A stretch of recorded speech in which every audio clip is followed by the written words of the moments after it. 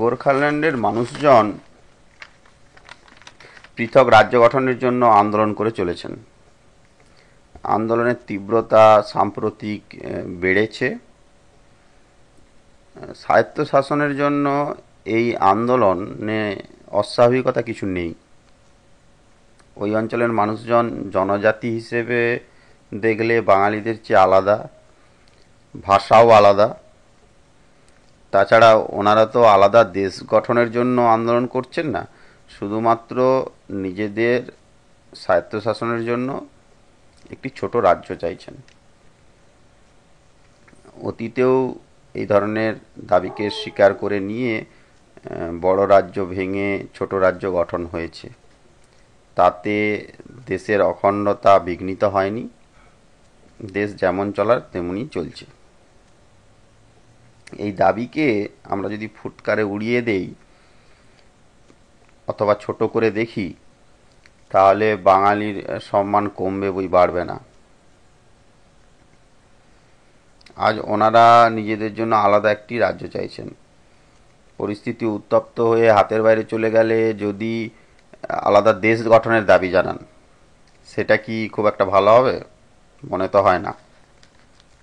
যে তৃণমূল পশ্চিমবঙ্গের অখণ্ডতা নিয়ে এত ভাবিত, তারা দেশের অখণ্ডতার জন্য বিন্দুমাত্র চিন্তিত বলে তো মনে হয় না।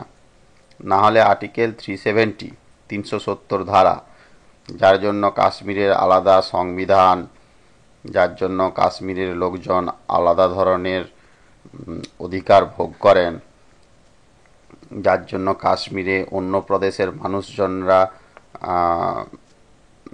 নানা সুযোগ সুবিধা থেকে বঞ্চিত হন, সেটির জন্য তো কিছু বলতে দেখি না। বামেরা না হয় আর্টিকেল 370 রাখার পক্ষে, কিন্তু তৃণমূলের কোনো অবস্থান নেই এই ব্যাপারে। সব ভণ্ড কোথাকার। আর অখণ্ডতার কথাই যদি বলি, বাঙালি জাতি তো আজ এমনিতেই দুভাগে বিভক্ত। আমাদের মাতৃভূমির মধ্য দিয়ে আন্তর্জাতিক রেখাতে চলে গিয়েছে একটি। তাহলে যেখানে আমাদের জাতি হিসেবেই যেখানে আমরা দুভাগে বিভক্ত, সেখানে অখণ্ডতার কথা আসে কিভাবে? একটা ছোট জনজাতির স্বায়ত্তশাসন নিয়ে আমরা তাহলে কেন এত সংবেদনশীল? এই সম্পর্কে আরেকজনের কথা মনে পড়ে, কি যেন নাম, অঞ্জন বন্দ্যোপাধ্যায়, আনন্দবাজারের। অনলাইন আনন্দবাজার খুলে দেখলেই এই লোকটির একটি না একটি জ্ঞানগর্ভ প্রতিবেদন চোখে পড়বেই। বিজ্ঞের বাটখারা।